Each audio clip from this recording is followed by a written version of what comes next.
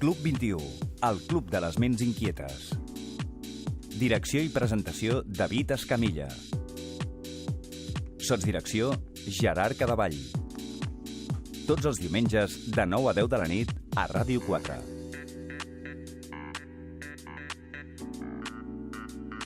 Al nostre país tenim moltes empreses que pensen com poden millorar els processos les altres empreses.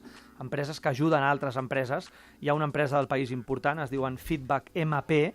Feedback ja sabeu què vol dir, resposta, Jo et dono, tu em dones feedback, i MP vol dir Market Proactives, que vol dir proactivitat, que vol dir recerca de nous mercats, que vol dir aposta per la innovació, que vol dir expansió, que vol dir tantes coses importants que des del màrqueting, el màrqueting és una paraula que sembla com màgica, de vegades fins i tot denostada, però en definitiva màrqueting vol dir ajudar a que les coses es comuniquin millor, es visualitzin millor i en definitiva siguin més clares per al futur, per al possible consumidor o client.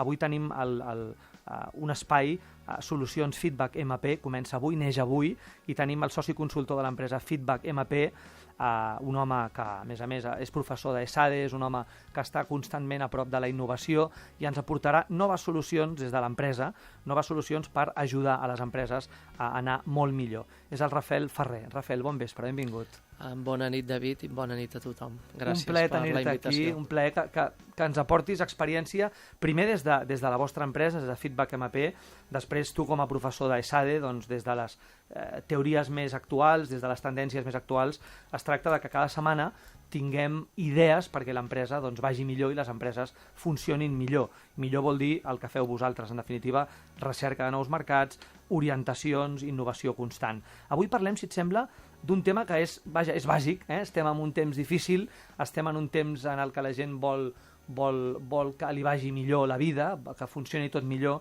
Hi ha una paraula màgica, hi ha un concepte màgic que és com generar nous ingressos per a qualsevol empresa, generar nous ingressos, generar nous clients, generar noves oportunitats de mercat.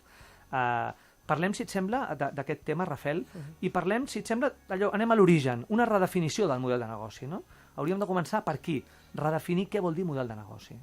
Correcte. D'entrada, respondre a aquesta pregunta és tot un repte. Sí, no és fàcil. És la clau per segurament totes les empreses. No obstant, a la tertúlia s'ha parlat, per tots els tertulians s'ha repetit la paraula innovació. Innovació realment és la clau. El que passa és que, lamentablement, la majoria de les empreses s'omplen la boca d'innovació, però a la realitat s'innova ben poc. I quan s'innova, estic d'acord que es fa més amb una clau de producte que no pas en processos, com comentava Joaquim Coello, o bé en gestió de clients, que realment cap aquí és on m'agradaria, diguéssim, dirigir una mica el meu punt de vista. Per nosaltres, la innovació i com les empreses pensem que han d'enfocar les seves estratègies de creixement passen per innovar en la gestió de negoci i en el propi model, han de reflexionar sobre els propis models de negoci i sempre amb una clau d'orientació a client. És a dir, totes aquestes empreses, que són moltíssimes, que estan orientades a producte, que no tenen ni les plataformes ni els canals diguéssim, idonis per captar el feedback i la informació, que al final són aquelles necessitats que les empreses hem de cobrir, doncs jo crec que estan abocades diguéssim, al fracàs. Per tant, escoltar, no, Rafael? Escoltar el client, escoltar el possible, la persona que li interessarà un servei i, per tant, satisfer allò, una necessitat real. Correcte. Tot passa, diguéssim, l'objectiu d'una empresa hauria de ser, doncs, o bé detectar aquestes necessitats a cobrir o bé solventar qualsevol problema que puguin tenir els clients o potencials clients. Per poder fer això, digueu-me com es fa si no escoltem els clients. Correm el risc, i això és habitual en les empreses, de presentar un producte o un servei nascut des de la pròpia empresa sense haver escoltat el client i que llavors quan intentes anar al mercat i vendre'l, doncs no té acceptació. Clar, des d'un laboratori, no? Des d'un territori Correcte. com una mica tancat, una mica hermètic, no? Correcte. Avui dia, gràcies a totes les noves tecnologies, gràcies a les diferents eines, canals que hi ha, doncs les empreses totes poden establir aquestes plataformes, aquests canals de flux constant d'informació que el que ha de permetre és construir aquestes propostes de valor adaptades a cada una dels diferents segments del mercat, perquè entenem, un altre aspecte que hem de tenir molt clar, és que el mercat no és uniforme. I això ho sabreu totes aquestes empreses que treballeu en mercats madurs, com poden ser el de la moda, com poden ser el de recursos humans o el de les tecnologies. Els segments són diferents i cada un d'ells demanda una proposta de valor diferent. Per tant, hem de conèixer molt bé quines necessitats té cada una d'elles i apropar-nos-hi amb cada una dels productes i serveis ajustats.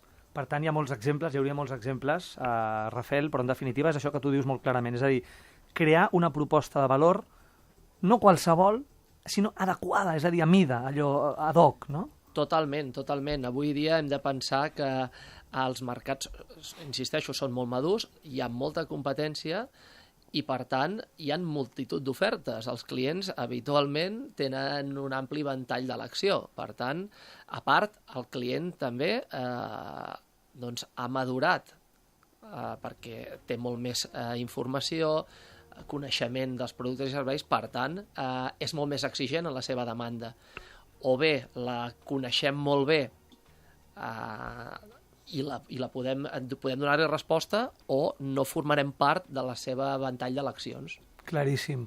Escolta'm, gràcies per aquesta píndola de lucidesa, per entendre'ns, per aquesta idea tan clara, i cada setmana, des de la vostra empresa, a Feedback MP, Market Proactives, ens anireu ensenyant coses que funcionen, és a dir, idees que funcionen, noves maneres d'entendre, noves maneres de plantejar què vol dir anar més enllà, apropar-se més als clients, entendre més les necessitats reals del mercat.